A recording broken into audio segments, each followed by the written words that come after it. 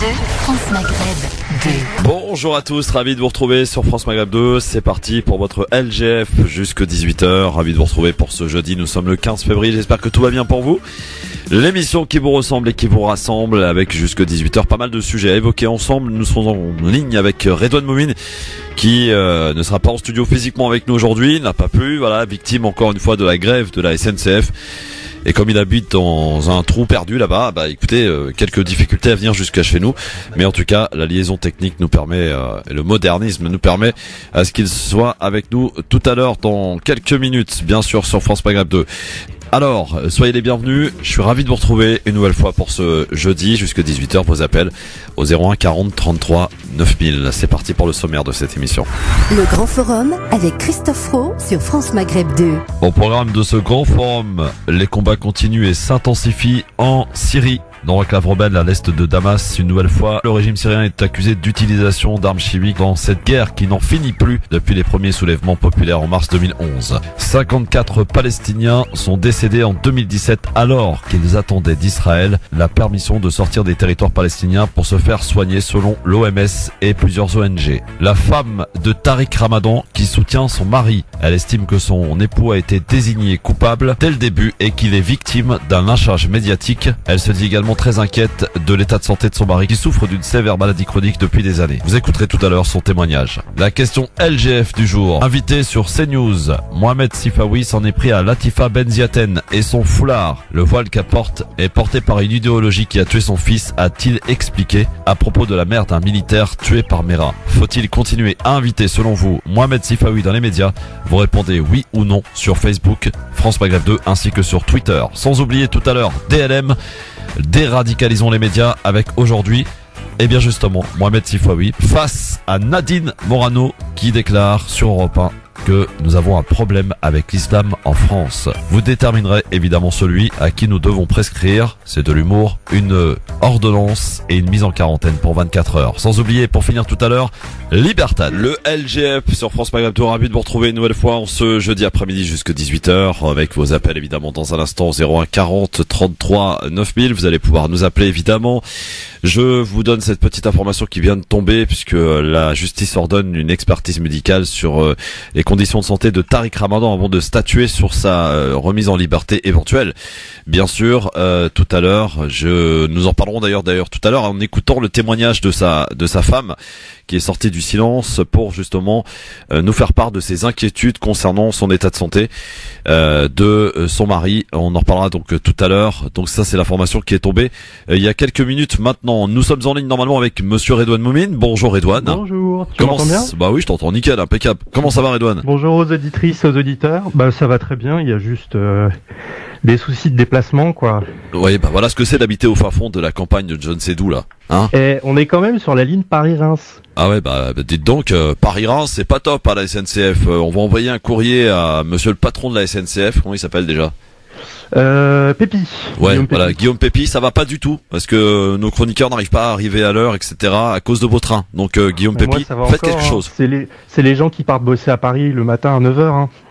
C'est sûr. Ça, c'est rude. Bon, alors, mon cher Redouane Moumine, dans un instant, on va s'intéresser à la question du jour, mais juste avant, on va s'intéresser désormais aux Zap 24. C'est les moments forts qu'il ne fallait pas rater à la télé, à la radio.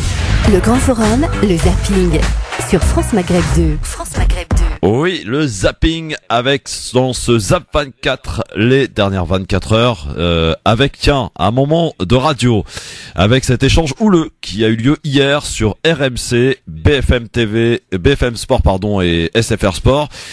C'était dans l'émission l'After où on a assisté à un échange assez houleux entre deux consultants, Daniel Riolo et Fred Hermel, qui est le consultant Espagne, évidemment à propos du match Real PSG hier soir. Écoutez cet échange, c'est après minuit, écoutez. Je vais expliquer dans un stade, en fait, surtout en position de presse, tu as une vision d'ensemble des choses et tu vois pas uniquement ce que montre le réalisateur. Donc en fait, t'es en train de m'expliquer sans ballon, parce que le réalisateur en général, surtout en Espagne, ils sont pas très bons, ils suivent le mec avec le ballon. Et comme ça, quand t'es dans le stade, justement, c'était sans ballon la faute de Ronaldo. Et tu sais à qui tu parles. Je pense que j'en ai fait quand même pas mal. Mais moi je sais. Mais alors, j'ai les stats, les gars. Vous savez combien? J'ai aucun problème par rapport à ça. Ah non, mais parce que t'es en train de m'expliquer comment on voit un match de foot dans le stade. Un peu d'humour. passe à la suite. Mais j'ai l'impression, cher Jérôme, que ce résultat t'a un petit peu titillé. Mais pas du tout, en fait, vraiment, Fred. Je te sens un peu nerveux. Alors moi, je suis hyper détendu. Je suis pas là avec ma trompette et tout ça. Mais non, mais ce que je veux dire, c'est, je suis pas détendu, mais quand j'entends des conneries, quand tu peux s'en calmer. Parce que fan club du Real, c'est faut arrêter. Bon, je veux dire, on rigole, mais tu peux pas être le porte-parole du Real Madrid, tu comprends? Au bout d'un moment, c'est un peu pénible, tu vois. Non, mais le gros problème, les amis, c'est que tu peux juste avoir. Vous avez pris 3-2 secondes. Non, tais-toi 2 secondes. Pas bon depuis le début de la saison. Fred, tais-toi 2 secondes. Fred, je vais te le dire avec toute l'amitié que j'ai pour toi. Avant que tu arrives, ce qui devait être dit sur le PSG a été dit. Les critiques ont été dites sur tout ce qu'a fait le PSG de mal. Mais que toi, tu arrives en porte-parole du Real Madrid, au bout d'un moment, je ne suis pas porte-parole du Real Madrid. Au bout d'un moment, ça casse un minimum un petit peu les couilles. Je te demande de retirer ça. Mais c'est pas journaliste. Je fais mon boulot. Je te le dis avec tout. Au bout d'un moment, tu manques d'objectivité, c'est tout. Moi, je manque un petit peu d'objectivité, c'est tout. Mais c'est pas une question d'objectivité. Le Real qui fait une mais tu peux pas te la ramener comme ça, venir machin, avec une plume dans le cul. Le Real est génial. Il a pas du tout. On le sait que le Real est magnifique. Il a juste un béret, mon frère. On le sait que le Real est magnifique. On le sait, nous, on le dit, nous. Crédibiliser en disant que je suis porte-parole du Real. Mais pas du tout. Je suis un journaliste. T'es pas supporter du Real, c'est toi-même qui le dis, Fred. Pour avoir des infos. Mais c'est toi qui l'as dit avant-hier. Tu le dis, Fred. Tout le monde le sait, voyons. 33% de chances de se qualifier pour le Paris Saint-Germain, c'est la stat que nous avons enfin pour. C'est terrible. C'est terrible, je vous jure. Moi, je tiens. Moi, je tiens à signaler des choses comme ça sur toi. Je t'essaie de me décrédibiliser parce que t'as pas d'argument. Mais c'est toi qui l'as dit avant-hier. C'est toi qui l'as dit. Je suis supporter du Real. C'était lundi soir. Mais écoute, Fred vit à Madrid. Voilà, un échange houleux hier, donc sur RMC, SFR Sport et BFM Sport, hein, effectivement, Redouane. Eh ben ça se chamaille pas mal le soir, hein, la radio, mon cher Redouane. Bah, on parle du PSG en même temps. Hein. Ouais, on parle du PSG, oui. Ce match a dû être très douloureux pour les supporters de Paris. C'est un hold-up, hein, mais c'est la loi du foot et c'est à celui qui sera le plus efficace. Bon, on peut parler évidemment de l'arbitrage qui a été un peu sévère. Ah oui, non mais complètement, ouais. Mais bon, je me refuse à parler d'arbitrage parce que c'est vrai que l'arbitrage c'est des faits de jeu et quand c'est en notre faveur, on dit rien et quand c'est en notre défaveur, on critique. Donc ça fait partie du jeu. Malheureusement, on va pas s'en plaindre. Malheureusement, on sait que les arbitres avantagent quelque peu l'équipe la plus forte, etc. Donc ça me gêne pas des masses. Moi, ce qui me gêne, au-delà de ce qui s'est passé hier soir, sont pas les joueurs qui ont perdu ni qui ont gagné. Ce sont les entraîneurs qui se sont livrés à un match interposé et Zidane en est sorti vainqueur. Unai Emery a fait pour moi une faute professionnelle hier soir. Plusieurs fautes professionnelles d'abord avec la compo de départ et en sortant Cavani, on ne peut pas se permettre de sortir Cavani alors qu'Mbappé a été d'une nullité hier soir, c'est lui qu'on aurait dû sortir et puis on sort pas un attaquant pour rentrer à notre défenseur quand on doit aller chercher un résultat, c'est pas possible, ça se comprend pas. Je veux dire, moi je suis pas entraîneur, je suis encore moins joueur de foot, mais je sais que ça c'est la base. Si tu veux gagner un match et si tu veux gagner ô combien un match comme ça, comme celui-ci, tu peux pas te permettre de jouer le mec qui est la tremblote. Il faut y aller, il faut sortir les muscles, il faut pas faire semblant. Et là, ce qu'a fait Emery hier, c'est juste un scandale. C'est une faute professionnelle qui, j'espère, ne restera pas là parce que les dirigeants du PSG ont une volonté pour ce club, mais c'est bien beau de sortir vos millions, hein, mais si c'est pour faire ce que vous avez fait hier soir, ça sert absolument à rien. Franchement, je vous le dis honnêtement, ça sert à rien. Bon, c'était mon coup de gueule. Non mais c'est terrible parce que tous les chroniqueurs et les journalistes sportifs disaient Paris est plus fort sur le papier. Et puis quand t'arrives et tu vois la feuille de match, tu te dis non, mais pourquoi il a fait ça? Mais Zidane aussi a pris un risque, hein. Il s'est privé de Gareth Bale qu'il a mis sur le banc. C'était un risque à prendre, il l'a pris.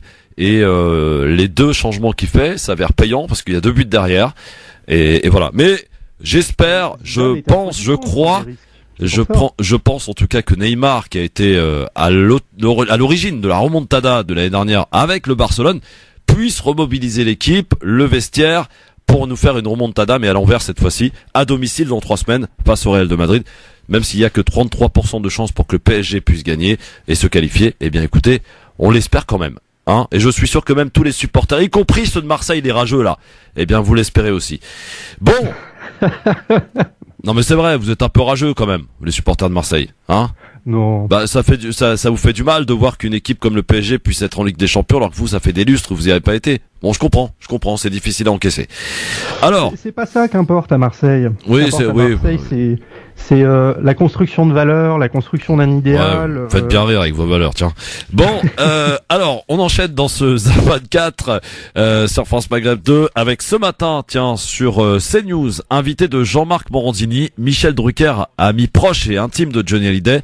Et justement, la question lui a été posée sur toute cette histoire étalée et dans la presse. Voici sa réponse. Je la trouve de bonne augure. Écoutez. Écoutez, moi, je ferai pas de commentaires pour une raison très simple.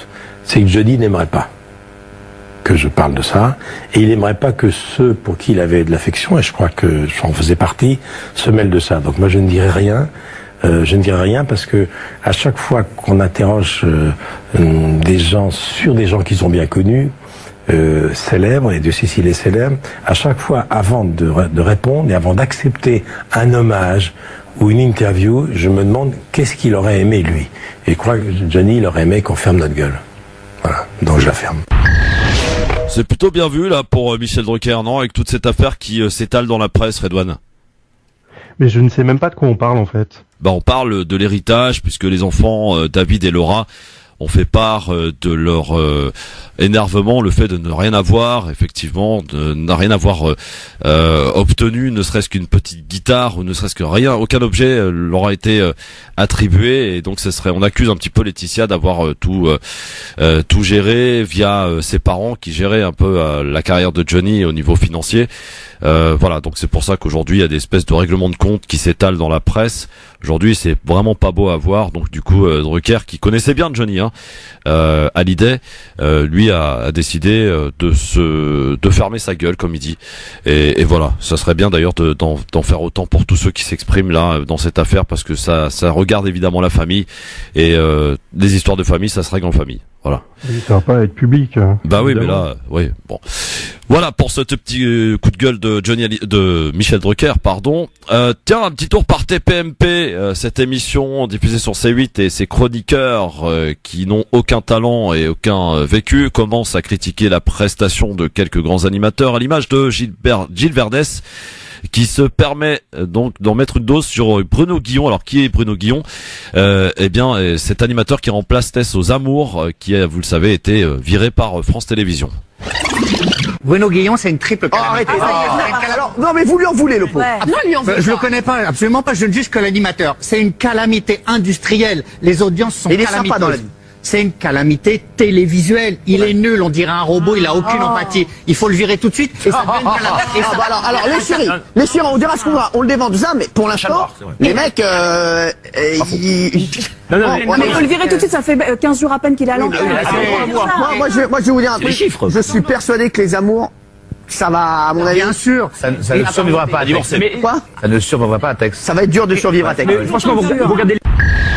Voilà, donc tous les soirs, en fait, ils font une émission pour donner leur avis sur les émissions, sur la télé, les médias. On s'en tape complètement, ils ont aucune légitimité pour donner leur avis. Et je serais tenté de renvoyer, dire à Bruno Guillon d'abord que c'est un très bon animateur, et de lui dire que c'est absolument, il faut qu'il soit honoré d'être critiqué par Gilles Verdès. Redouane, t'as un petit commentaire à rajouter? C'est lamentable. Ça fait du mal en fait de se souvenir que au niveau de l'audience à cette heure-ci, bon je crois il y a aussi sur TMC le quotidien. Oui absolument. Mais qu'ils explosent les audiences à chaque fois, de se dire que les gens se tapent ça, c'est après je comprends, on a tous besoin de divertissement en fin de journée, mais cette émission a bien baissé quand même. Ah oui, elle n'a jamais été très haut non plus.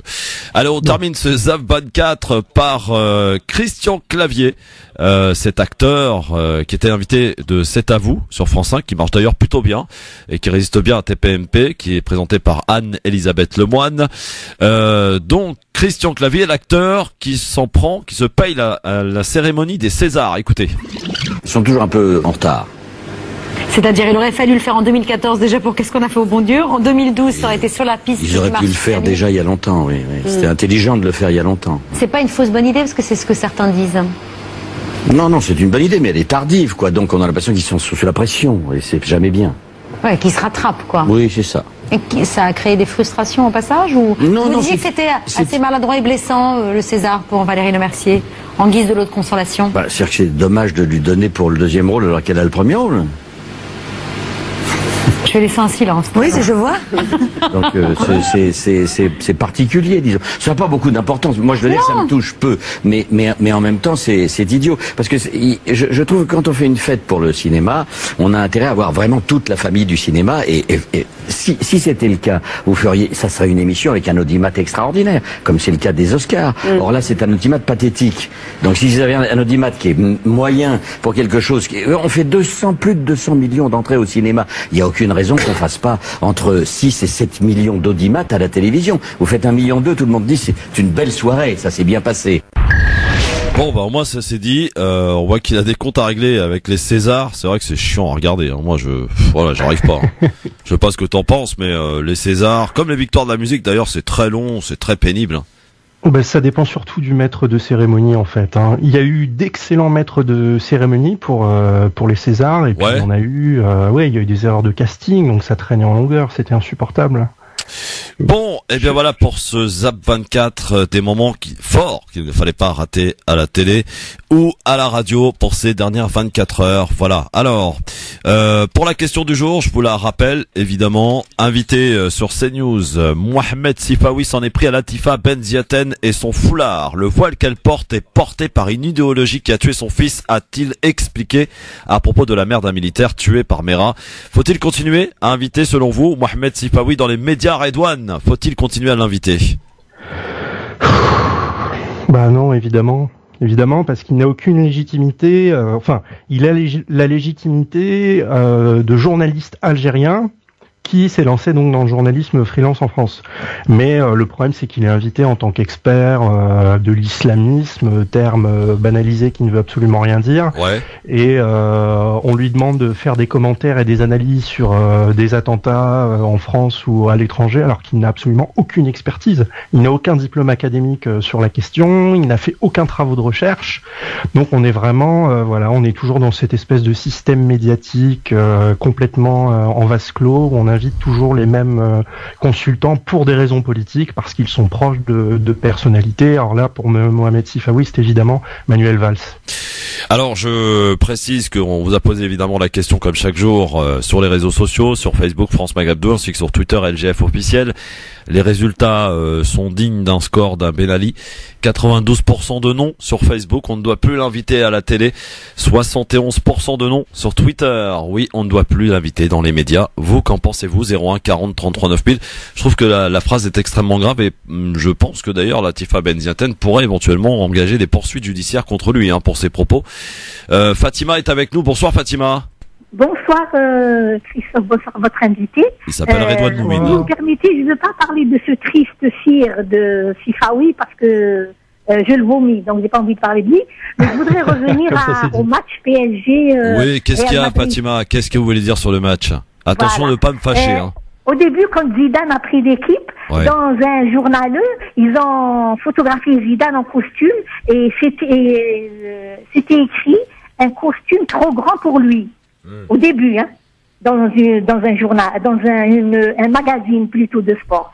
Donc, il a démontré que lui, il était plus grand que le costume. Ceci d'une part. À chaque fois qu'une équipe française perd, on dit que c'est la faute à l'arbitre. On ne dit pas que c'est l'équipe pas ici, qui a mal joué. Fatima, on n'a pas dit ça ici. Moi, je dirais pas ça. Non, pas vous. Je l'entends partout, pas vous. Vous, si je sais, c'est pas juste ce que vous dites, on vous écouterait pas. Non. C'est gentil, Fatima. On peut.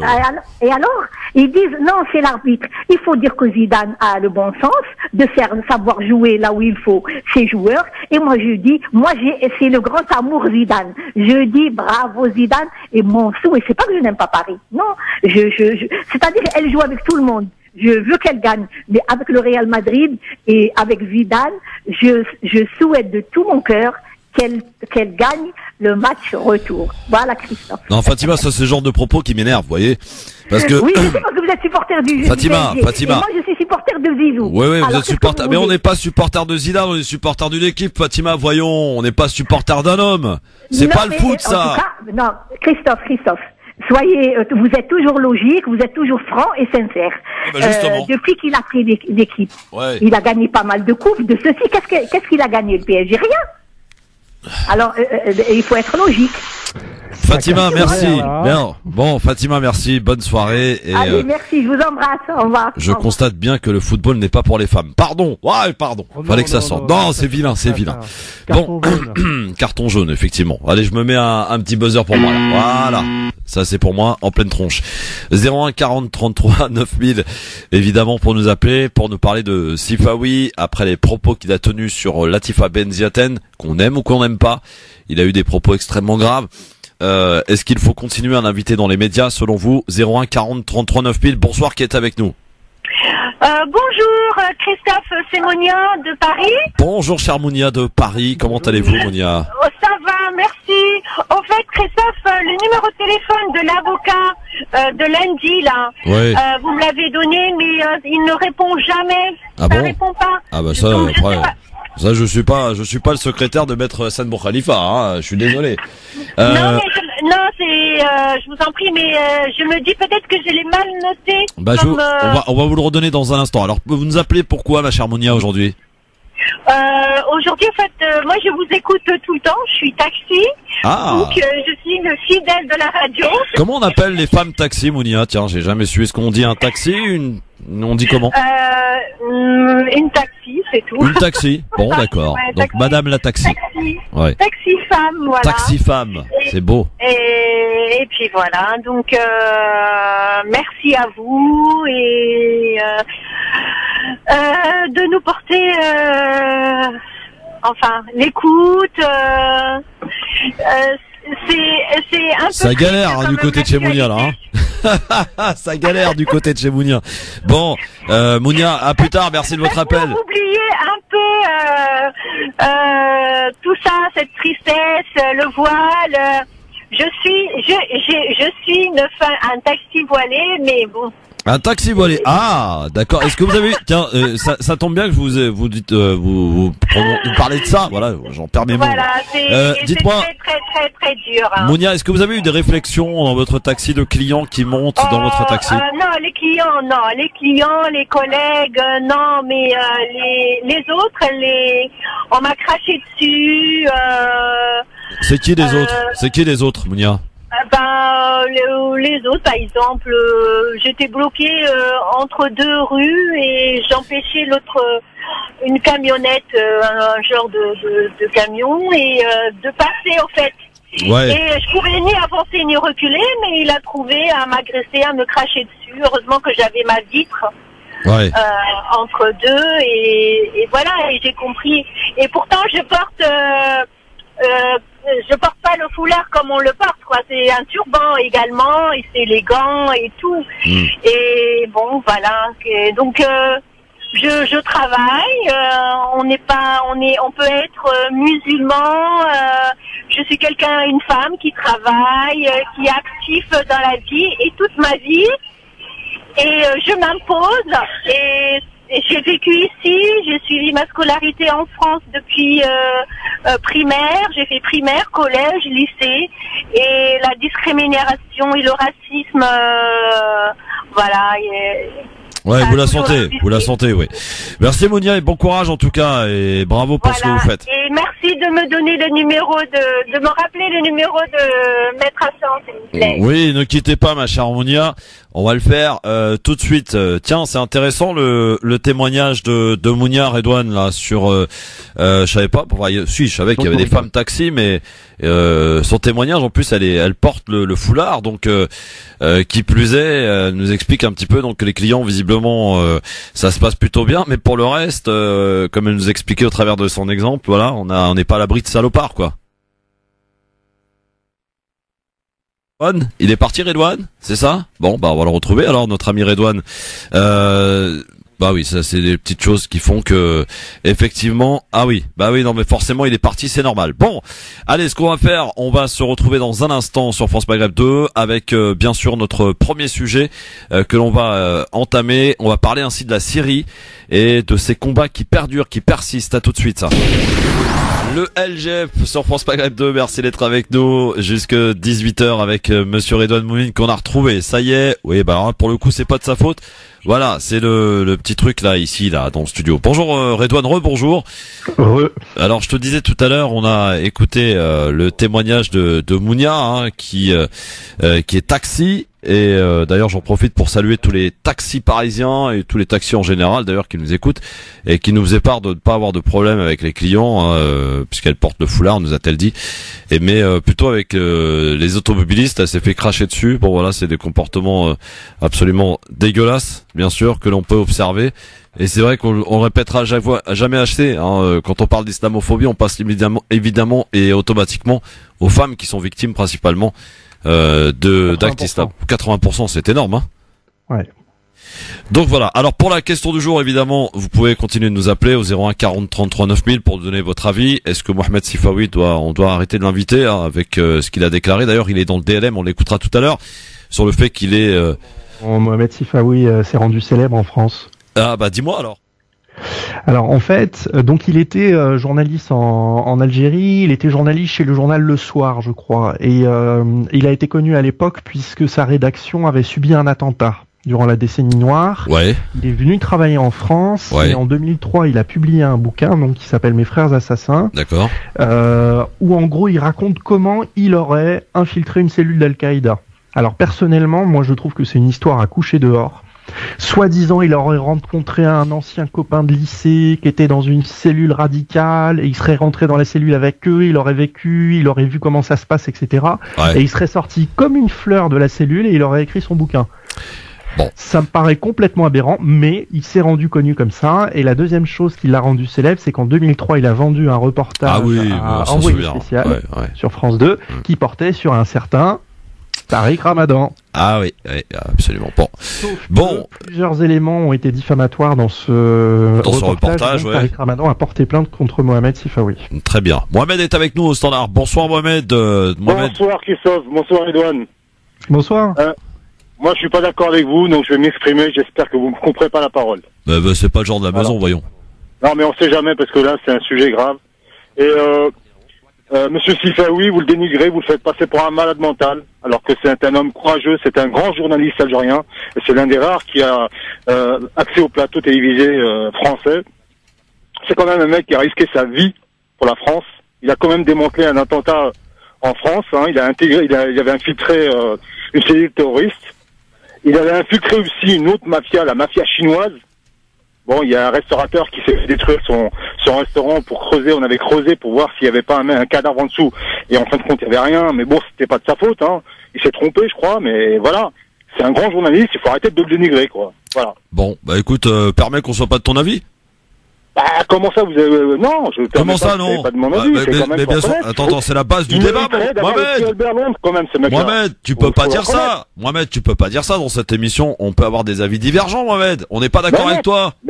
Mais pas sur Mohamed Sifawi. Mais bien sûr que si, pourquoi pas? Pourquoi sur Mohamed Sifawi on n'aurait pas de divergence? On en a, mon cher ami. N'est-ce pas, Redouane? C'est un Algérien courageux qui ne joue pas à la victimisation, lui, vous voyez? Il dénigre. Alors, attends, bouge pas. Quand il dit sur Latifa Benziaten, le foulard qu'elle porte représente l'idéologie qui a tué son fils, tu trouves pas ça grave? Non, parce que c'est juste le modèle d'intégration qu'on veut, c'est ça. Voilà, c'est un homme intégré, lui. C'est pas comme vous. Ah bah excuse-moi, moi j'ai pas besoin d'être intégré. Hein. On n'a pas besoin d'être intégré dans notre pays, mon cher Mohamed. Qu'est-ce que tu racontes là? Ils ont libéré la France en 1944. Hein. J'ai aucune leçon à recevoir de personne là-dessus. Bah oui, mon cher Mohamed. Non, mais je pense que là, t'es sur l'humour, en fait. Tu déconnes, Mohamed. Rassure-moi. Je déconne. Ah, voilà. Non, mais là, tu m'as fait peur, Mohamed. J'ai cru t'avoir perdu, là, pour le coup. Non, mais c'est en entendant certains de vos éditeurs hier, j'ai pas pu appeler, j'ai pas pu vous écouter, vous écouter en diffusion le soir. Dans minuit. Ouais. Et j'ai entendu des propos vraiment très graves, quoi. On est en train de constater l'islamophobie tous les jours de la part de grands d'intellectuels et de politiques qui passent dans les médias qui ont fait tout ça. Et c'est aux musulmans qu'on reproche de faire dans la victimisation, alors qu'on fait simplement des constats, quoi. Bah oui. Là, quoi. Mohamed, j'ai eu peur de te perdre, hein, franchement. Là, tu m'as fait peur, hein, Mohamed. Mohamed, t'es un blagueur. Mohamed, je te salue en tout cas. Merci. Allez, bon courage, Mohamed. Salut, bonne journée. Oh, il m'a fait peur, il m'a fait peur, le Mohamed, là. J'ai cru l'avoir perdu, quand même. C'était quelqu'un de raisonnable, etc., qui appelle régulièrement dans cette émission. Bon. Allez, on va laisser Mohamed Sifawi là où il doit être, c'est-à-dire dans DLM, puisque son cas a été expertisé, on a prescrit une ordonnance, c'est de l'humour, hein, je précise, dans le cadre de DLM, déradicalisons les médias. Il sera affronté aujourd'hui à Nadine Morano, lesquels des deux faudra absolument s'occuper, pour lequel des deux cas il faudra absolument prescrire une ordonnance d'urgence à une quarantaine de 24 heures, c'est à vous de décider tout à l'heure, avec Redouane bien sûr, entre Mohamed Sifawi, Mohamed Sifawi et Nadine Morano. On va parler, mon cher Redouane, amis auditrices, auditeurs, et vous pouvez évidemment nous appeler pour ce faire, de la Syrie. Le secrétaire d'État américain poursuit sa tournée au Moyen-Orient actuellement, après la Jordanie, hier. Il se rend aujourd'hui au Liban, puis en Turquie, à Ankara notamment. La visite s'annonce tendue, en cause bien sûr la situation en Syrie. Washington ne voit pas vraiment d'un bon œil l'offensive de l'armée turque à Afrin, dans le nord du pays. Rex Tillerson l'a d'ailleurs ouvertement critiqué.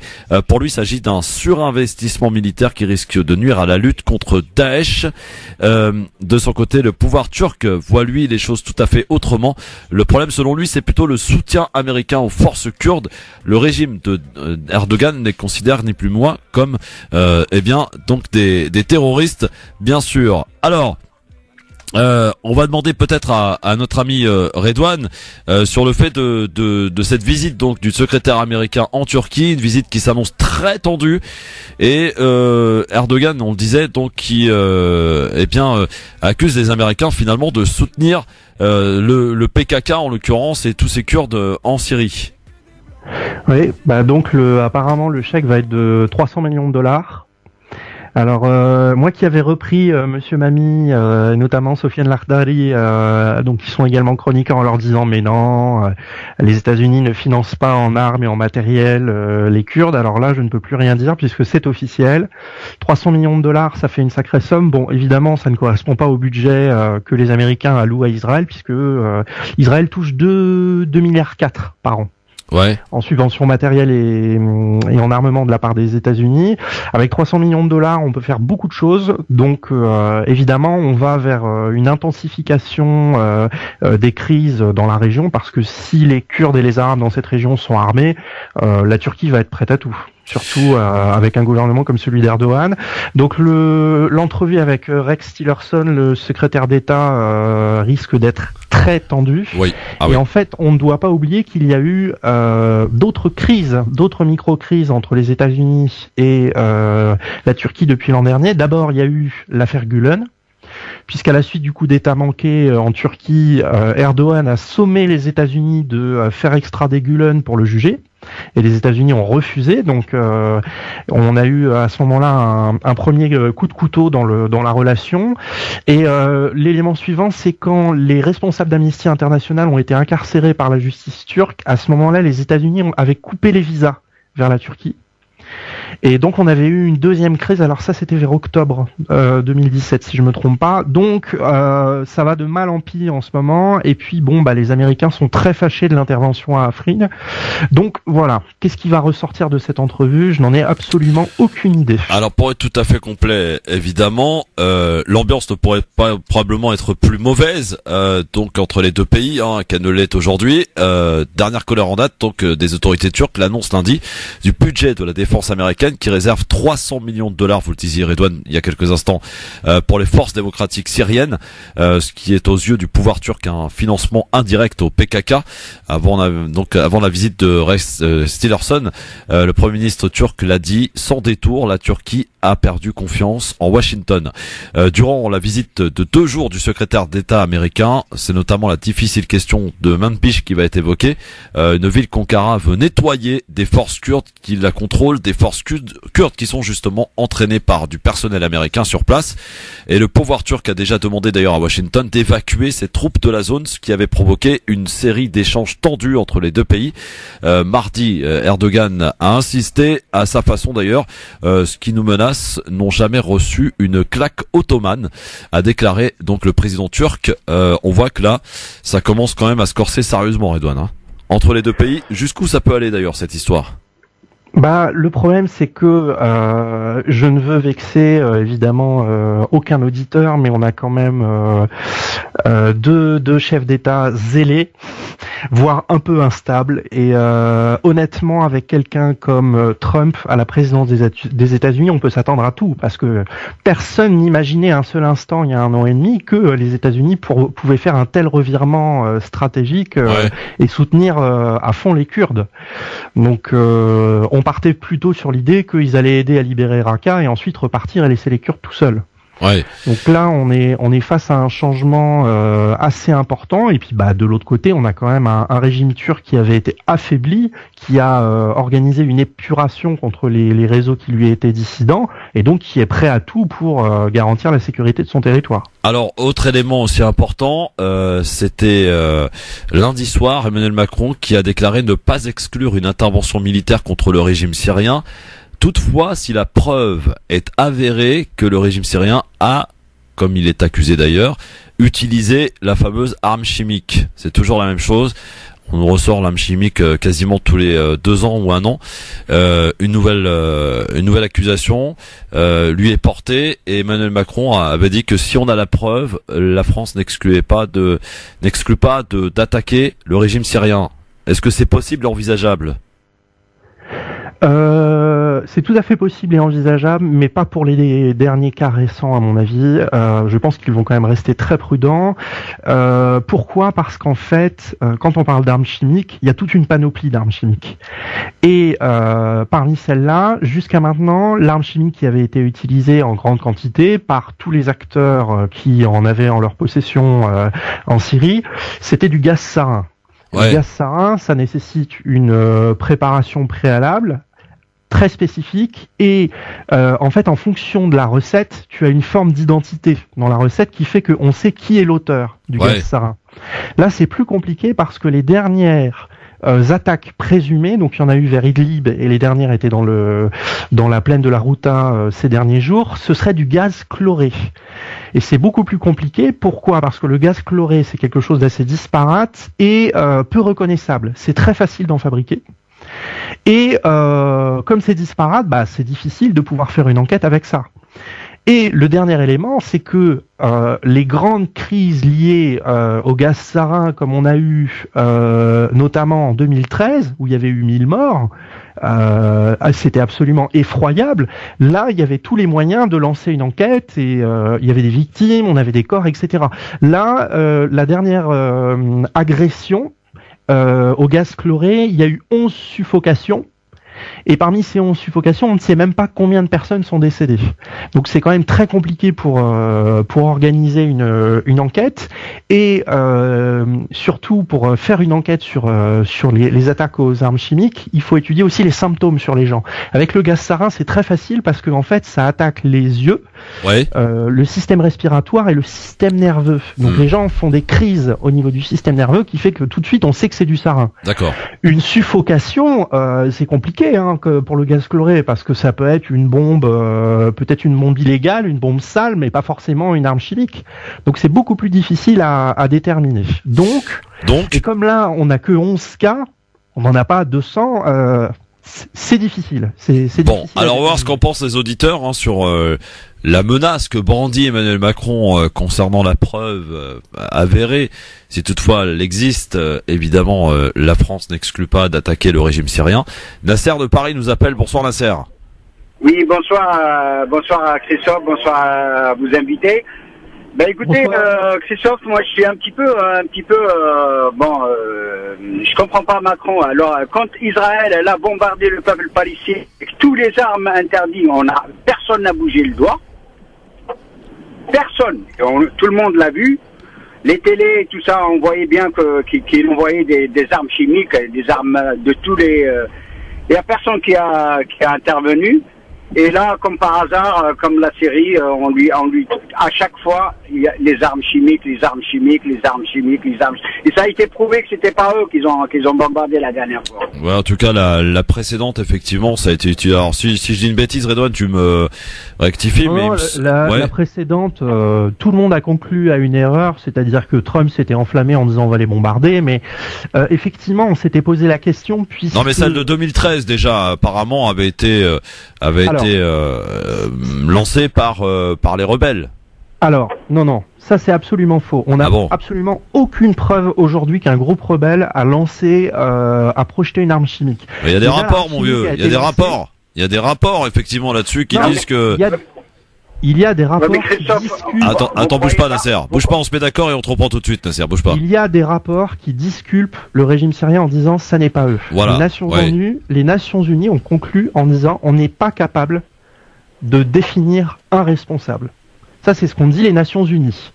Après, il y a les enquêtes journalistiques et les enquêtes des organisations internationales, comme Amnesty International. Et alors, parmi tout ça, on a deux journaux, Foreign Affairs et moi, c'est cette piste-là que je privilégie. Foreign Affairs aux États-Unis et Das Bild, le journal allemand, qui disent que via des sources de renseignement, apparemment, ce serait l'armée syrienne, mais ce serait une erreur. C'est-à-dire que ce sont des sous-responsables de l'armée syrienne qui auraient pris une initiative seuls et que le haut commandement n'était pas prévenu. Et on savait qu'ils avaient en leur possession suffisamment de sarins pour bombarder toute la Syrie, mais donc il y aurait une opération zélée et surtout que cette opération aurait été mal gérée, c'est-à-dire qu'ils n'avaient pas les moyens de... Parce que quand tu projettes une arme chimique, t'as intérêt à être calibré. Hein. Et là, pour le coup, apparemment, ils auraient été incapables de gérer ça, donc ils en ont envoyé ils en ont balancé une quantité massive et du coup on a eu 1000 civils tués. Mais on peut pas exclure, Edouane, on ne peut pas exclure que cette arme chimique ait été envoyée par des groupes rebelles et peut-être même d'ailleurs ne pas exclure que cette fameuse arme chimique, ce fameux gaz ait été donné par un pays étranger pour faire accuser le régime. Oh non, ça impossible. Personnellement, je n'y crois pas un seul instant qu'un État étranger aurait pu mettre dans les mains du groupe rebelle informel des Nasser, il n'est pas d'accord avec toi, Nasser. Oui, pourquoi? Moi, je suis pas d'accord avec Mourad parce que il s'appelle pas Mourad, il s'appelle Redouane. On sait bien que à chaque fois il y a le même problème, que ça soit à l'Irak, on a mis des preuves qu'ils étaient bidons. En Syrie, c'est la même chose. Quand on voit, par exemple, ce qui s'est passé en Israël, quand ils ont tapé sur le peuple palestinien qui n'a rien, il a que des cailloux avec tous les armes, je dis bien tous les armes, et personne n'a bougé. Personne, que ce soit les pays arabes, que ce soit les pays de l'Occident, que ce soit n'importe qui. Alors voilà, moi ça me rend fou d'entendre ça. À chaque fois, on est là, les oraux, les je ne sais pas qui sortent leurs mains. On est là, on va bombarder. Vous croyez pas que le peuple syrien il a assez souffert? Il n'y a pas assez de morts. Mais qu'est-ce qu'il faut pour qu'on les laisse tranquilles, ce peuple, vivre comme tous les peuples. Merci Nasser. Merci Nasser, en tout cas de ton appel. On est complètement d'accord sur une partie, Redouane. Allô? Oui, je te disais, tu es complètement d'accord sur une partie avec l'auditeur, parce que toi, tu restes sur non, je suis complètement d'accord avec lui pour dire qu'aujourd'hui, il y a une justice pour les plus forts et une histoire pour les vainqueurs. Et aujourd'hui, Israël est un des pays au monde qui utilise le plus d'armes illégales, d'armes sales, dans ces conflits. Et aujourd'hui, Israël a utilisé beaucoup de bombes à sous-munitions à la frontière syrienne et continue d'en utiliser à chaque fois qu'il va bombarder Gaza. Et les armes à sous-munitions sont interdites depuis 1972. Donc l'ONU devrait condamner systématiquement cet usage par l'armée israélienne, qui d'ailleurs devrait détruire ses arsenaux. On peut parler de cet avion, et c'est une première d'ailleurs dans les territoires occupés, un avion israélien qui a été abattu le week-end dernier. Une première depuis la création de cet État qu'est Israël. Ça va rebattre les cartes parce que le rapport de force voulait que jusqu'à maintenant, Israël se sente sanctuarisé Ils ont ce qu'on appelle leur dôme de fer, leur système de batterie missile antimissile. Le fait de perdre des avions, déjà c'est une défaite médiatique puisque les journaux israéliens s'en sont emparés, et ça révèle que l'armée israélienne n'est pas invulnérable et qu'aujourd'hui elle a les moyens d'être mise en difficulté par les pays limitrophes parce que l'Iran a installé des bases armées au sud de la Syrie, la Russie soutient pleinement l'installation de ces bases, de l'autre côté on a le Hezbollah qui est plus puissant que jamais. Et à un moment donné, Israël... En fait, Redouane, pour faire simple et pour faire pas trop compliqué pour les auditeurs, Israël, Iran, Hezbollah, Syrie se mènent une guerre dans le Golan. Ça risque d'arriver, ça risque de pas tarder. Pour l'instant, on en est. Parce qu'il y a des bases, ils sont l'une à côté de l'autre ou une en face de l'autre. Enfin, ils sont très proches l'une de l'autre. Et ces bases, donc, ça risque de se passer à cet endroit précis. Si ça doit se passer quelque part, ça se passera au Golan. Ce qui fait qu'aujourd'hui ça ne se passe pas, c'est évidemment la présence russe. Ouais. Si les Russes s'en vont, ça va devenir compliqué. On va accueillir Daoud qui est avec nous. Salut Daoud. Oui, bonjour Christophe, comment allez-vous? Ça va très bien Daoud. Bonjour Daoud. Bonjour Redouane, je te salue. Déjà j'admire que tu as reconnu ton erreur sur les armes fournies par les Américains. Ah j'ai pas reconnu une erreur. J'ai admis un fait, c'est-à-dire qu'avant on n'avait pas de preuves. Ouais, mais nous on avait des preuves, mais tu ne croyais pas. Bon, bref. Passons. Vous les envoyer à la les radio gars. dans ce cas-là, Daoud. Passons les gars. Bon, Daoud. Oui, j'aimerais parler là par rapport au conflit qui va peut-être avoir lieu entre les États-Unis et les Turcs. Et les Turcs exactement, parce qu'en fait, ce que les Turcs proposent, en fait, ils veulent une zone de sécurité, mais ce que les États-Unis ne veulent pas, car ils ont mis bas. Ils ont mis tous les pétroliers sous leur contrôle. Donc, ce qu'ils font, c'est ils fournissent des armements lourds et moyens, légers, des véhicules moyens. Daoud, on est en train de te perdre là. Nous fais pas le coup de la panne, Daoud. On est en train de te perdre. Allô? Oui, Daoud, vas-y. Oui, je vous disais parce qu'en fait, déjà l'Amérique nous fait la guerre indirectement.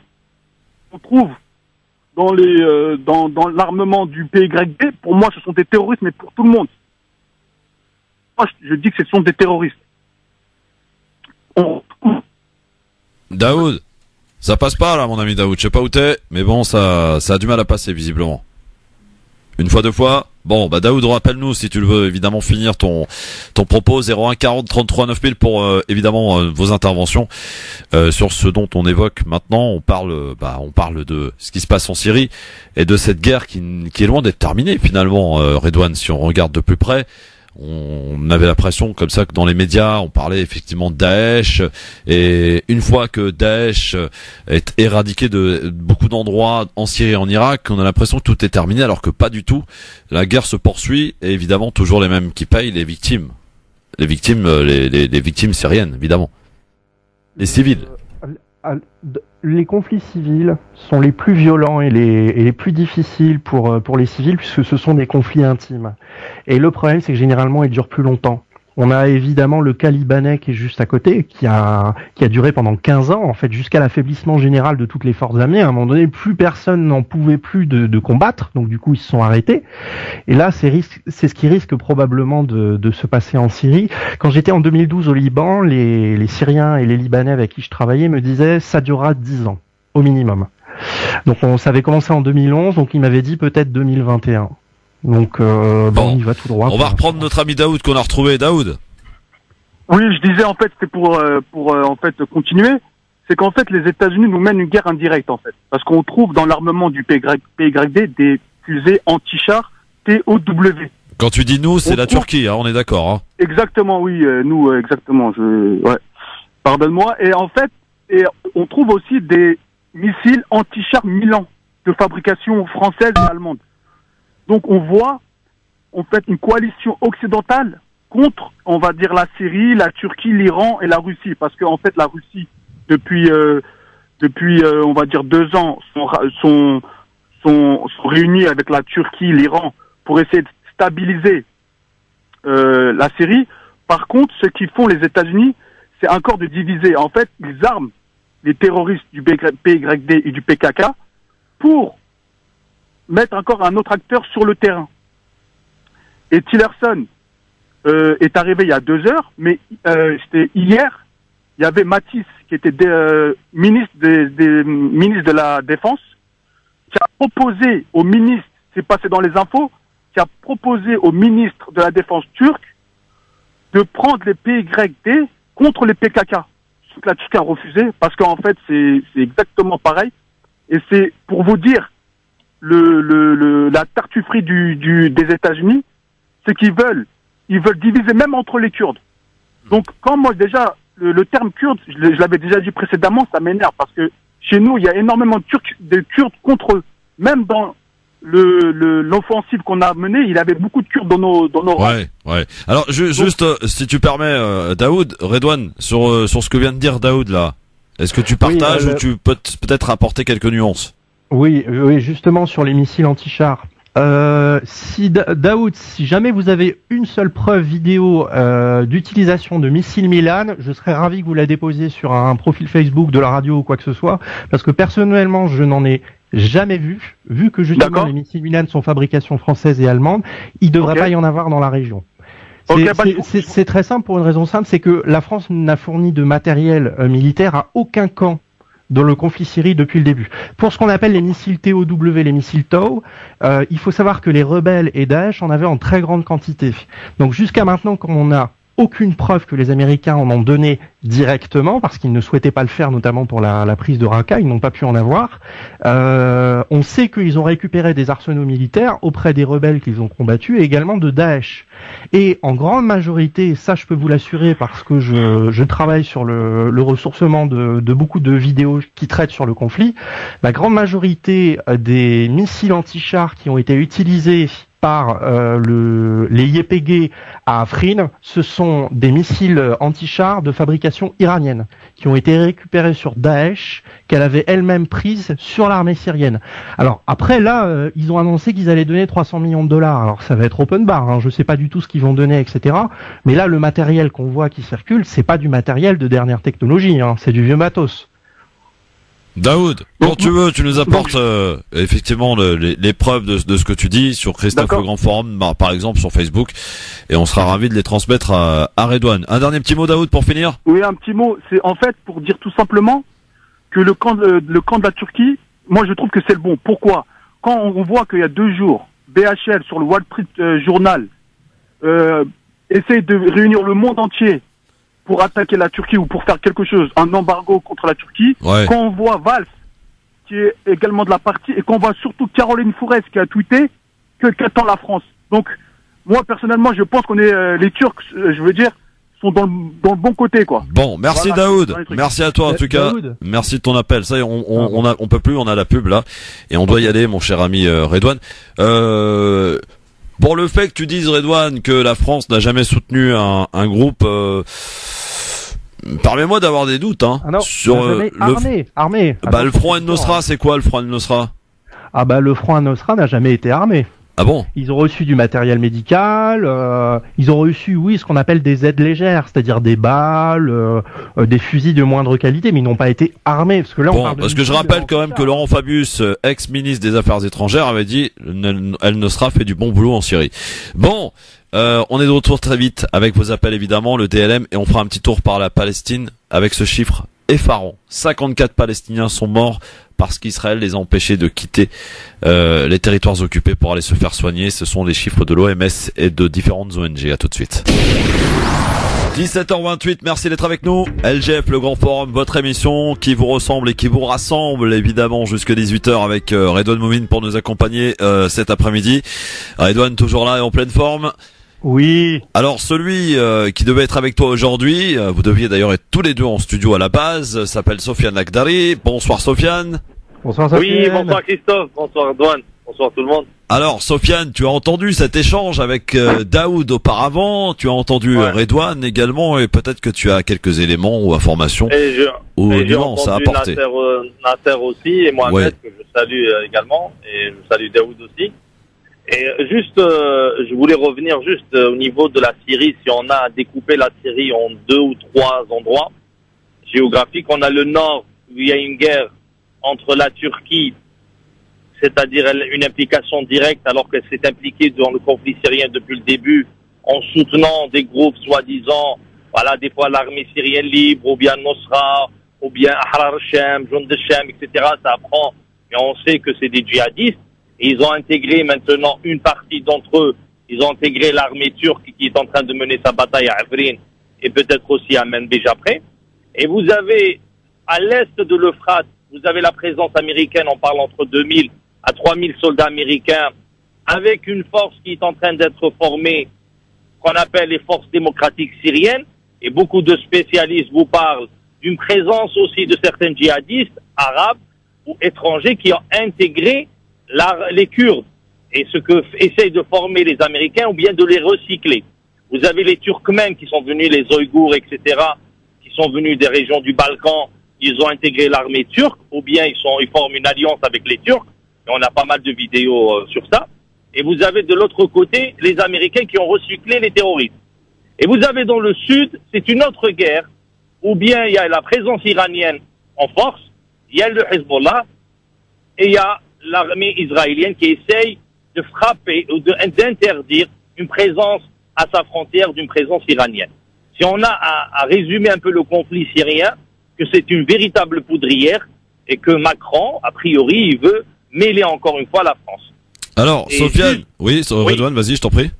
Oui, juste une petite remarque pour Redouane concernant l'armement des terroristes. On est en train de jouer à grande échelle. On est en train de parler de grandes nations. Ils vont pas faire des bêtises, en vérité. Ils vont pas pousser à financer directement Al-Qaïda ou à financer directement Daesh. Mais on peut mettre énormément d'armes entre les mains d'une armée syrienne libre, soi-disant. Et cette armée syrienne libre, on a vu comment elle s'est fait bouffer par tous les fondamentalistes. Et c'est pas moi seulement qui le dis. Il y a François Hollande à Bruxelles, en 2012 ou 2013, où il a déclaré clairement qu'on allait armer les terroristes, qu'on allait armer l'armée syrienne libre. Et vous avez un autre, monsieur Alain Marceau, un ancien député de la région du Moyen-Orient, qui a ramené des photos sur LCP montrant des terroristes avec des FAMAS, c'est-à-dire des armes françaises. Et il s'est un peu révolté. Donc la France a bel et bien armé certains groupes terroristes. Mais elle arme pas directement. Que ça soit la France, que ce soit les États-Unis, que ce soit d'autres puissances. Oui, bien sûr, c'est pas directement. C'est comme le fondamentalisme, quand on parle de l'Arabie Saoudite ou du Qatar ou du Koweït, on voit pas directement, ils envoient pas, ils font des ONG et à leur tête des gens qui sont dociles et qui obéissent en vérité à leur politique, et on finance par des biais, par exemple la société Al-Karama, qui est qatarienne, et qu'il y a à sa tête quelqu'un qui est proche de la famille royale. Bon, il lance pas directement. Redouane, par rapport à ce que dit Sofiane. Bon, plusieurs choses. La première, au niveau des armes. Quel est le premier pays qui possède en termes de quantité des FAMAS? J'ai aucune idée pour le moment. Moi, je parle de déclaration de François Hollande et de M. Alain Marceau. Oui. Non, mais exact. Alors, quel est le premier pays, Redouane? C'est quel pays?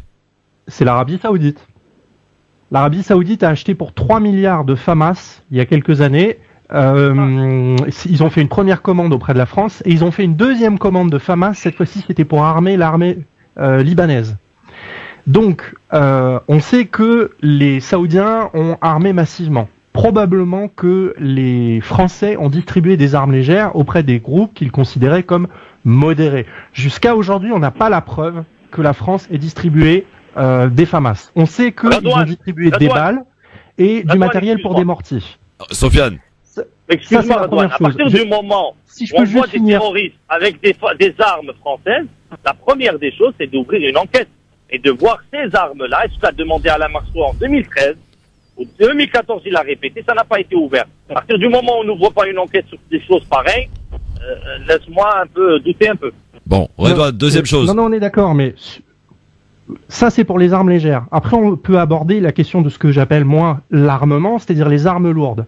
Moi, je mets au défi quiconque de me prouver que des missiles Milan ont été dans les mains de rebelles modérés entre guillemets, selon le président Hollande.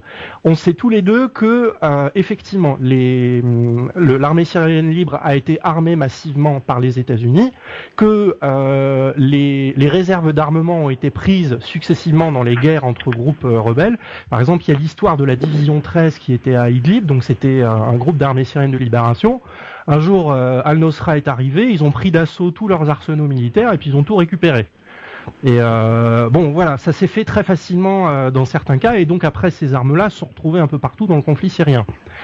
Tout ce qui m'intéresse, c'est juste qu'on soit sûr dans les faits et qu'on puisse garantir ce qu'on dit en termes d'arguments. Et là, aujourd'hui, on manque de preuves, et effectivement, tu as raison, il fallait probablement ouvrir une enquête. Alain Marceau est quelqu'un de très honnête vis-à-vis de ces questions-là. Alors Alain Marceau, pour expliquer aux auditeurs, c'est l'ancien député de l'étranger dans la région, UMP, qui vivait au Liban à l'époque, et donc qui était directement au front. C'est un ancien juge antiterroriste, et parmi les gens qui ont créé la section antiterroriste en France. Ouais. Ah, j'ai pas bien entendu. Et c'est dit que c'est un ancien juge antiterroriste. Exact. Oui, voilà. Oui. Bon, et oui, rapidement parce qu'il faut qu'on avance, les gars. On a pris du retard. Non, mais juste Redouane, si on peut pas rentrer dans le détail du détail, ça, je pense que les auditeurs. Sofiane, on est en train de te perdre, oui. Oui, on essaie de voir à l'avenir comment ça se présente. Pour le moment, cette guerre est en train de bouger au niveau des règles de guerre. Les règles sont en train de bouger parce qu'on est en train de voir ce qu'on n'a pas un peu révélé. C'est le Sukhoi, c'est l'avion russe qui a été abattu et le pilote qui a été assassiné. On a vu des hélicoptères turcs se font abattre par les gens de l'IPG, des terroristes pour faire plaisir et pour dire la réalité. En vérité, c'est des gens qui font du terrorisme, le IPG ou les Kurdes, certaines parties des Kurdes. Et on voit des avions françaises. Sofiane, on est en train de te perdre là. Visiblement, ça passe pas bien où tu es là, mon ami. Je sais pas où tu es, mais ça passe pas des masses. Bon, ça passe plus, mon ami Sofiane. Je sais pas ce qui se passe, mais apparemment, voilà, t'es dans une. Voilà. Vas-y, essaye une dernière fois. Oui. Oui, bah non, ça passe pas, mon ami. Je sais pas. Apparemment, t'es sur écoute là. On doit t'empêcher de parler. Je sais pas. On doit t'empêcher de développer ton argument, mon cher Sofiane. Hein, apparemment. Je vais essayer de rappeler peut-être. Ah, bouge pas, c'est bon. Alors, par contre, va falloir conclure vite, les gars, parce qu'on a du boulot derrière. Non. Les règles sont en train de... Oui, bah non, ça va pas. Ça passe pas, mon ami Sofiane. Bon, bah désolé, en tout cas. Que les règles sont en train de changer. Oui, ça c'est clair.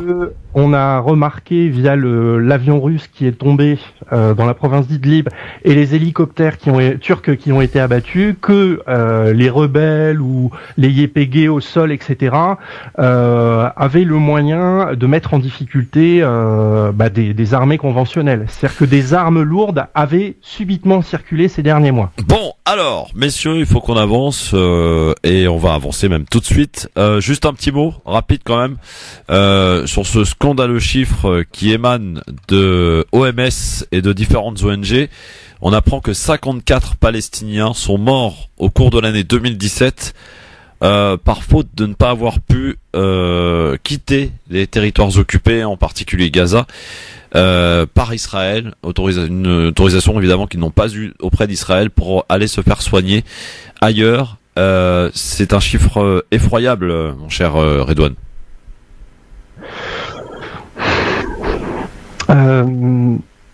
J'ai l'intime conviction que 2018 va être une année noire pour les Palestiniens et j'ose même pas imaginer en fait ce qui va se passer dans les prochains mois.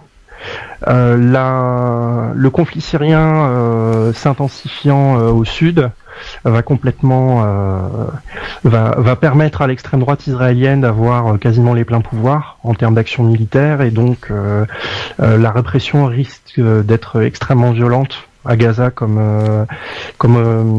dans les territoires de Cisjordanie. Et personnellement, je pense qu'on va revenir dans une période d'attentats comme on a connu dans les années 90 de la part des Palestiniens. On retenait bien en tout cas ce chiffre, 54 Palestiniens au cours de l'année 2017 n'ont pas pu aller se faire soigner, et ils sont donc morts parce qu'Israël ne les a pas laissés aller se faire soigner, notamment à l'étranger. Allez, c'est parti pour le DLM sur France Maghreb 2. C'est notre rubrique humour, je le précise.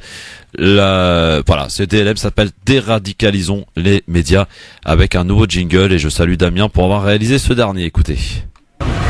Si on prend 100 millions d'Africains, d'un remplacement de population. Bon, voilà. Parce que les mots bamboula, d'accord, c'est des mots. Maintenant, moi, très franchement, je vois un barbu en djellaba. La réimmigration, c'est le départ des immigrés. Réellement le déradicaliser, est-ce que c'est possible? Une bonne dose de cheval. Je me sens très bien. Si la connerie se mesurait, il servirait de maître étalon. Voilà, super jingle pour le coup, pour le DLM.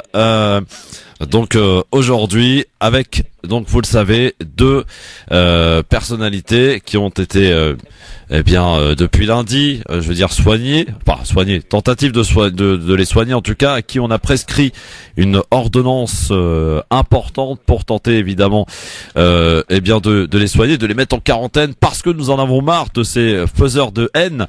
Nous avons décidé donc ainsi de proposer une déradicalisation et de tenter peut-être de retrouver ce vivre ensemble. Alors celui qui a été élu, le cas sur lequel il fallait se pencher avec les auditeurs, c'est Mohamed Sifawi avec cette déclaration. Le voile est un problème. Je suis désolé qu'on soit victime du terrorisme ou pas, le voile est un problème. Et pourquoi? C'est un outil politique? Le voile est un symbole de l'infériorisation de la femme. Le voile est quelque chose qui, au-delà des personnes qui le portent, qui peuvent être par ailleurs très sympathiques, qui le portent consciemment ou pas. Ah, ou pas? Ou pas, consciemment ou pas. C'est difficile de vous mettre dans leur tête, non? Il y a des femmes qui le portent par mimétisme. Et d'autres par liberté? Il y a des femmes qui... Oui, mais combien même? Combien même? Voilà, alors ensuite il rajoute évidemment le propos sur Latifa Benziaten, et il déclare sur elle que le voile, le foulard qu'elle porte représente l'idéologie qui a causé la mort de son fils à Latifa Benziaten. Cheikh Mohamed Sifawi est affronté aujourd'hui en compétition avec Nadine Morano. Elle l'a déclaré sur Europe 1 lundi matin. Pour elle, il y a un problème avec l'islam en France. Écoutez. Nous avons une loi qui date de 1905 sur la laïcité, que nous avons vécue en pleine harmonie jusqu'à 1989, c'est-à-dire pendant 84 ans.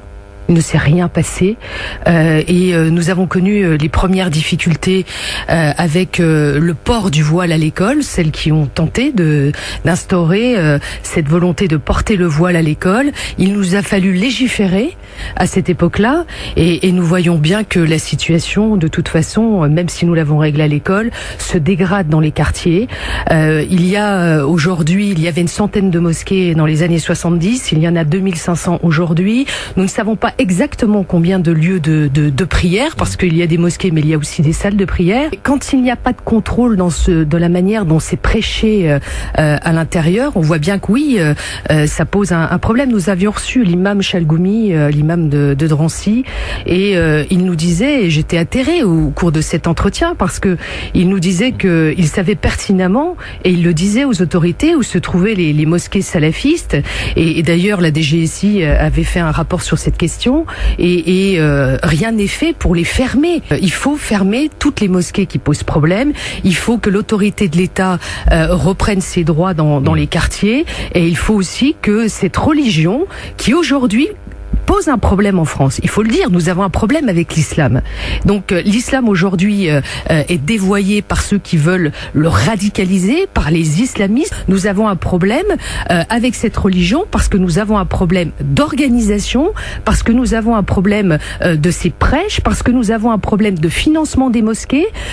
Donc tout cela fait que il va falloir y travailler extrêmement sérieusement, parce que d'une part vous avez des musulmans qui se trouvent dans des situations, j'en ai discuté avec un, permettez-moi de donner juste cet exemple, qui me disait, il travaille au Parlement européen à Strasbourg, il me dit, je suis de culture musulmane, il est donc franco-marocain, et il me disait, moi je ne crois pas. Je ne crois en rien, et donc je ne fais pas le ramadan, mais lorsque je retourne dans mon quartier, on m'interroge pour savoir si je fais le ramadan, et je suis obligée de dire que je fais le ramadan, et que mes enfants font le ramadan. Et donc toutes ces pressions, il faut que ça cesse. Nadine Morano face à Cheikh Mohamed Sifawi. Quel est celui ou celle qu'il va falloir mettre en quarantaine, le cas dont il va falloir s'occuper d'après toi, Redouane? Évidemment, ce serait bien de s'occuper des deux. si j'avais choisi Nadine Morano, je lui aurais prescrit un dictionnaire de la langue française et un livre d'histoire pour que reprenne ses droits l'histoire de France et la langue française à l'UMP. Mais j'ai quand même une préférence pour cher Sifaoui. D'accord, donc c'est à lui qu'on reconduit, donc ça veut dire qu'on reconduirait une nouvelle ordonnance, une nouvelle quarantaine, une mise en quarantaine de 24 heures. Alors, ce qu'en pensent nos auditeurs, 01 40 33 9000, c'est vous qui allez décider, celui ou celle qui reviendra demain, un cas sur lequel on se penchera à nouveau, Nadine Morano ou Mohamed Sifaoui. Allô, bonsoir. Oui, bonsoir. Bonsoir, votre prénom? Rim. Rim. Alors, on s'occupe de qui demain? On s'occupe de Nadine Morano ou de Sifaoui? Je pense Monsieur Sifaoui, parce que je pense les gens vont plus le croire parce qu'il est arabo-musulman, alors que Nadine Morano, on l'entend souvent, elle veut faire une carrière politique, on t'entend comme d'habitude les musulmans. Merci Rim. Je vous en prie, au revoir. Tu repasses quand tu veux évidemment. Pour l'instant, vous êtes deux pour Mohamed Sifaoui à qui il faudrait reconduire une nouvelle ordonnance, une nouvelle mise en quarantaine de 24 heures. Allô, bonsoir. Oui, bonsoir. Prénom? Myriam de la Marne. Alors, Myriam de la Marne, on s'occupe à nouveau de Sifaoui ou de Morano? Alors moi, une petite préférence pour Morano, et je lui prescris une camisole de force. Merci beaucoup Myriam de la Marne, à très bientôt. 01 40 33 9000. Un petit dernier peut-être pour départager ou égaliser, je ne sais pas, entre Nadine Morano, le cas évidemment sur lequel il faut qu'on se penche, ou alors est-ce qu'on s'occupe à nouveau de Cheikh Mohamed Sifaoui? 01 40 33 9000 pour nous le dire maintenant, tout de suite, c'est vous qui décidez bien sûr. Allô, bonsoir. Oui, bonsoir Christophe. Bonsoir. Ibrahim de Nanterre. Ibrahim de Nanterre, alors on s'occupe de qui, Sifaoui ou Morano demain? En fait, moi, je voulais intervenir justement par rapport à votre... je sais pas comment vous appelez votre mise en quarantaine. Ouais. Je voulais proposer justement sur le même modèle de mettre en quarantaine des islamophobes, mettre en avant des personnes qui défendent la communauté. Ouais, ça peut être jouable, mais là aujourd'hui on s'intéresse au cas Morano ou Sifaoui. Alors tu mets qui en quarantaine, toi? Moi, ce serait plutôt Morano. Ah, Morano. Bon, bah merci à toi en tout cas, mon ami. Du coup, on a une égalité parfaite là entre Sifaoui et Morano. Il faut qu'un nouvel appel nous départage pour que l'on reconduise cette ordonnance d'urgence. Bien sûr, ce n'est que de l'humour, messieurs dames, parce que on doit dépassionner tout ça. On doit essayer de passer au-dessus de tout cela. Et notre ambition, j'allais dire au travers de cette chronique, c'est de préserver notre vivre ensemble. Allô, bonsoir. Allô? Oui, bonsoir. Bonsoir, prénom? Bonsoir Christophe, moi c'est Samir. Samir, alors on met qui en quarantaine, Sifaoui ou Morano? C'est toi qui départage, mon ami. Alors, en quarantaine, je mettrai l'érudit Sifaoui. Bon, eh ben très bien. Merci beaucoup. Tu nous expliqueras plus tard pourquoi. Le temps nous presse, donc si j'ai bien compris, et je pense d'avoir bien compris, celui qui revient demain, c'est Mohamed Sifaoui, mon cher Edouane. Voilà, chers amis auditeurs, sous les applaudissements du public, très nombreux venus assister à cette chronique du DLM, Déradicalisons les médias. On s'intéressera donc de nouveau avec Mourad Goual et Tarek Mami demain, au cas donc Sifaoui demain qui sera donc forcément affronté à quelqu'un d'autre. Donc Nadine Morano passe à la trappe. Alors maintenant on va, pour finir ce LGF, pas tout à fait terminé quand même, mon cher Edouane, s'attaquer au cas Tariq Ramadan. Je crois fondamentalement à son innocence. Yves Ramadan, qui est l'épouse de Tariq Ramadan, témoigne dans une vidéo pour apporter son soutien à son mari. C'est donc la vidéo évidemment qui a été sortie hier. Donc, oui, on a retrouvé Redouane parce qu'on l'avait perdu. Donc Redouane, nous étions en train de parler de Tariq Ramadan puisque il est, vous le savez, accusé de viol. Le comité de soutien à Tariq Ramadan s'active depuis l'incarcération lundi 6 février de l'islamologue mis en examen pour viol. Tariq Ramadan a fait appel de son incarcération à Fleury-Mérogis alors que la cour d'appel de Paris est appelée à examiner son recours aujourd'hui. Son comité de soutien entend marquer un grand coup. C'était la veille donc de son audience hier. Il s'agit en effet ni plus ni moins de sa première apparition publique. L'épouse de Tariq Ramadan compte désormais donc se montrer en choisissant de témoigner à visage découvert pour défendre son mari et donner aussi des nouvelles alarmantes de l'état de santé de son mari. Je crois fondamentalement en son innocence, fait valoir face caméra, appelant de ses vœux que Tariq Ramadan puisse être remis en liberté jusqu'à son procès afin de pouvoir assurer sa défense sereinement, une demande d'autant plus pressante qu'il est atteint depuis quelques années d'une maladie chronique sévère qui n'a pas pu jusque-là, selon elle, bénéficier en prison du traitement spécifique dont il a besoin, son état s'étant fortement dégradé. C'est d'ailleurs sous escorte médicale qu'il s'est rendu aujourd'hui, selon le Parisien, devant la chambre d'instruction. Écoutez un extrait de cette vidéo donc de la femme de Tariq Ramadan hier soir. Tariq s'est rendu à Paris le matin du 31 janvier pour répondre aux interrogations de la police. Et depuis, je ne l'ai plus entendu ni vu, rien du tout. Nous n'avons pas eu le droit de lui rendre visite, nous n'avons pas eu la permission encore, ça n'a pas été donné. Ni un téléphone, ni une visite, rien. Il est venu de son plein gré, il avait pleinement confiance en la justice et malheureusement la justice lui donne tort. Et jusqu'à présent, il a montré une coopération exemplaire. Il n'a jamais cherché à échapper à la justice. Il a justement attendu que la justice le convoque pour venir et pour pouvoir donner sa version des faits. Donc il n'y a aucune raison pour qu'on puisse imaginer un seul instant qu'il veuille s'enfuir. Je pensais qu'on était un pays où la présomption d'innocence était la règle et que jusqu'à présent, il devrait en bénéficier. Je ne comprends pas pourquoi on le garde. Voilà, et donc la vidéo évidemment se poursuit, concernant cette vidéo de l'épouse de Tariq Ramadan. Redouane, je précise qu'aujourd'hui, on a appris, donc il y a à peu près 2 heures, que la justice avait ordonné une expertise médicale sur les conditions de santé de Tariq Ramadan. Est-ce que finalement, elles peuvent être en accord avec son état? Est-ce que son état peut être en accord avec la suite de son incarcération? Avant de se statuer, la justice donc a demandé une expertise médicale. Bon, alors évidemment, Redouane, venant de la part de l'épouse qui apporte son soutien dans cette affaire, c'est important. Le comité de soutien est apparemment à l'origine de cette vidéo, pour faire pression peut-être quelque part, parce qu'elle est sortie un jour précis, c'est la veille, donc hier, mercredi soir. Redouane, ton regard un peu peut-être sur cette affaire, sur certains qui disent, et pas des moindres d'ailleurs, je pense à Samia Ghali qui disait, j'ai l'impression que dans cette affaire, on juge plutôt le musulman plutôt que l'homme. Là, l'intervention de sa femme, je pense que c'est un tournant, pas dans la bataille juridique évidemment, mais dans la bataille médiatique. Après avoir été longuement sali dans les tribunes ces dernières semaines, le fait d'avoir sa femme à ses côtés risque de changer la donne d'un point de vue médiatique. Et je pense qu'une partie des musulmans était quand même stupéfait par les révélations qui nous avaient été faites et complètement tétanisés finalement. Et le fait que des gens sortent de l'ombre entre guillemets de la communauté musulmane pour prendre position. Oui, je pense à l'UOIF par exemple, à les musulmans de France qui ont pris position aujourd'hui. Et si Tariq Ramadan est libéré peut-être rapidement, vous allez voir plein de soutien apparaître, comme par hasard.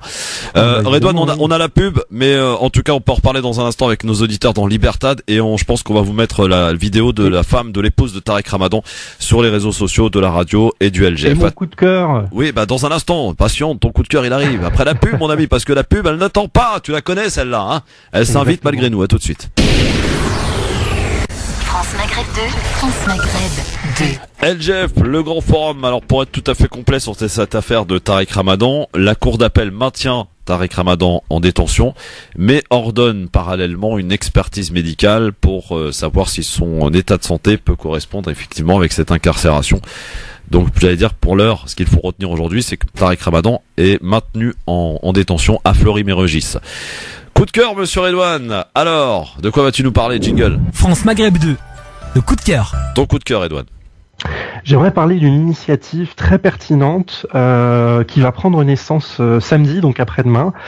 Plusieurs musulmans ont décidé donc de se réunir pour lancer un projet qui est une plateforme internet en fait pour simplifier les signalements au CSA. pour tous les abus liés aux discriminations. C'est-à-dire qu'aujourd'hui, il y a un vide, entre guillemets. Beaucoup de personnes ont réussi, je pense notamment au mouvement féministe, à s'organiser pour lutter contre le machisme et la misogynie dans les médias et à s'organiser donc pour se plaindre auprès du CSA. Ouais. Et aujourd'hui, les minorités visibles de France n'ont pas encore fait ce travail et certains ont décidé de s'y atteler. Donc cette plateforme, lorsqu'elle verra le jour, tenez-vous bien, chères auditrices et auditeurs, on va avoir besoin de vous en fait pour l'alimenter et pouvoir passer à l'action pour que cher Sifaoui et les Nadine Morano en tout genre puissent être également sanctionnés. Très bien. Et comment donc ça va être lancé ce samedi, donc on en saura plus et davantage peut-être dans les jours à venir. Hein. Exactement. Bon, bah en tout cas bravo pour l'initiative. Je ne sais pas qui est derrière cela, mais en tout cas bravo. Voilà, ça c'est des choses concrètes qu'il faut évidemment évoquer. C'est parti pour Libertad, messieurs dames. 01 40 33 9000, c'est le moment de prendre la parole, où que vous soyez, quel que soit l'endroit où vous nous écoutez, qui que vous soyez, eh bien vous nous appelez. 01 40 33 9000. Bonsoir, qui est là? Oui, bonsoir. Bonsoir, prénom et ville d'appel. Brahim de Bois-Colombes. Salut Brahim de Bois-Colombes, qu'est-ce qui se passe? Alors, j'ai appelé, je viens tout juste d'allumer la radio, j'ai entendu l'initiative. Ouais. Donc la plateforme pour signaler les manquements au niveau journalistique au CSA. Je trouve l'initiative très intéressante. Pourquoi? Parce qu'on ne se limite pas à commenter ou à analyser, mais il y a une action derrière qui va être générée, si je me trompe pas. C'est bien le principe. Oui, c'est ça. Oui. L'objectif principal, c'est que aujourd'hui, quand on veut faire une plainte, vas-y Redouane, vas-y. Aujourd'hui, quand on veut faire une plainte au CSA, il faut remplir un formulaire qui est un peu rude et qui décourage les gens lorsque ils se disent je vais aller me plaindre auprès du CSA. Et donc là, l'objectif de la plateforme, ça va être de simplifier la procédure pour que les gens puissent s'engager donc contre le CSA. Voilà Ibrahim. Tout à fait. Bon, affaire à suivre, j'ai envie de dire. Affaire à suivre.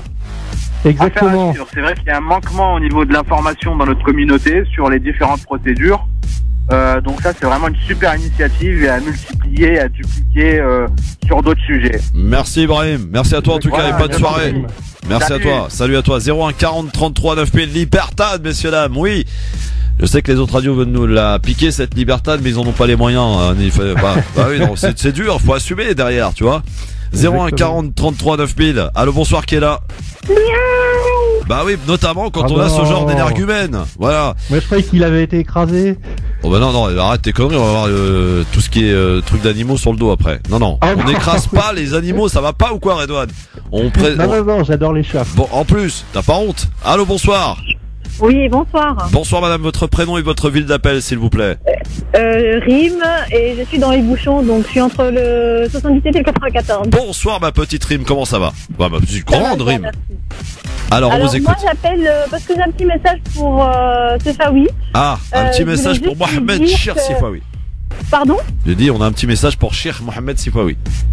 Franchement, ou le grand moufti de la bêtise. Je voulais juste lui dire, autant que femme musulmane, voilée, intégrée et libérée, oui, pardon. Je me sens complètement bien. Je l'ai mis par conviction personnelle qui a forcé à le mettre. Et je suis très bien dans ma peau et dans ma tête. J'ai le droit d'avoir un avis politique, philosophique, géographique, ce qu'on veut. Je me suis voilé peut-être la tête, mais pas le cerveau. Bah c'est bien ça. Voilà, contrairement à lui, bravo. Il a le cerveau complètement voilé. Bravo ma chérie, à bientôt. Mais en tout cas, on lui a prescrit une ordonnance supplémentaire de 24 heures, donc ça lui permettra peut-être de réfléchir. Je l'enverrai avec plaisir. Bon. Même s'il veut qu'on se rencontre, j'échangerai avec lui avec plaisir. Ouais. Merci beaucoup Rim, bonne soirée, bon retour à la maison. Moi, je vous remercie, bonne soirée, continuez comme ça, merci. On va pas lâcher l'affaire, ne vous inquiétez pas. 01 40 33 9000, Libertad sur France Maghreb 2, c'est le grand forum, votre émission de référence, le LGF. Oui, n'ayons pas peur de le dire, il faut dire les choses telles qu'elles sont. Bonsoir, qui est là? Bonsoir, qui est là? Allô? Oui, bonsoir, votre prénom? Oui, Najat de Paris. Bonsoir Najat, qu'est-ce qui se passe? Juste pour présenter mes meilleurs vœux pour les Chinois, pour le Nouvel An. Ah, c'est le Nouvel An chinois. Attention aux chiens cette année. Oh non, c'est... Arrêtez Najed, c'est pas bien ça. Najed, voyons. Bon, bah meilleur vœu à tous Non, ce sera pas le chien qui aboie et la caravane passe cette année, ce sera le chien qui mord. Bon, bien joué. Merci beaucoup, Najed. Bonne année à tous les Chinois pour le nouvel an chinois, pour manger des bons nems. Hein, et des nems. Des raviolis à la vapeur. Moi, j'aime beaucoup les raviolis à la vapeur. Et les bouchées aux crevettes. 01 40 33 9000, bonsoir, qui est là? Bonsoir, c'est Ahmed de Marseille. Salut Ahmed. Je vous passe le bonjour du Real Madrid. Et à la prochaine fois. Hein. Au 6 mars pour ça, un 6-0. Remontada. Remontada. Vous allez voir comment on va la faire, la remontada. Faites pas les malins, les Marseillais. C'est bientôt on va vous corriger là. Bientôt. Vous savez, votre roi là, le prince, il va partir bientôt. Hein. Ah ouais. Parce qu'il aura le vrai Paris. Hein. Et le vôtre, l'américain là. Hein. Et le vôtre, l'américain, il va partir quand, vous? Pas avec ces faux milliardaires. Hein. Bon, on s'en rancune, mais on va. Bien sûr, sans rancune. Bonjour à tous les Parisiennes et les Parisiens. Et merci beaucoup. Et bientôt, vous allez venir vous faire corriger à Paris. À bientôt. Ça va être dur parce qu'on va vous cramer ici au soleil. Vous êtes obligés de venir en été chez nous. Voilà. Vous n'avez pas le choix. Hein. Et bah oui, mais là, c'est vous qui allez venir chez nous. Et en plus, avec le temps pourri qu'il fait en ce moment. Nous, voilà. Combien, c'est un jour par an. Hein, c'est tout. Hein. Mais vous, vous êtes pas tout le temps ici. Avec le TGV, là. Hein. Merci, Mohamed. Non, mais c'est sympa, Marseille. Il faut le dire. C'est cool, Marseille. Merci. Allez, bisous à tout le monde et merci Salut beaucoup. Mohamed, à bientôt. Bon, je vois que ça taquine quand même pas mal, y compris d'ailleurs dans l'équipe. Je donnerai pas de nom, mais il y a quand même pas mal de rageux au sein de l'équipe. Hein, non, les mecs, ils habitent Paris, soutiennent Marseille. Je comprendrai jamais ce truc. Mais c'est ça, la Allô, bonsoir. Avec Paris. Allô, bonsoir. Qui est là? Parisien à Marseille. Oui, bonsoir, Yacine de Dijon. Salut Yacine de Dijon. Comment ça va la Côte d'Or? Ouais, ça va bien. Il pleut un peu là. Ah bah ouais, comme ici. Bon, qu'est-ce qui se passe, Yacine?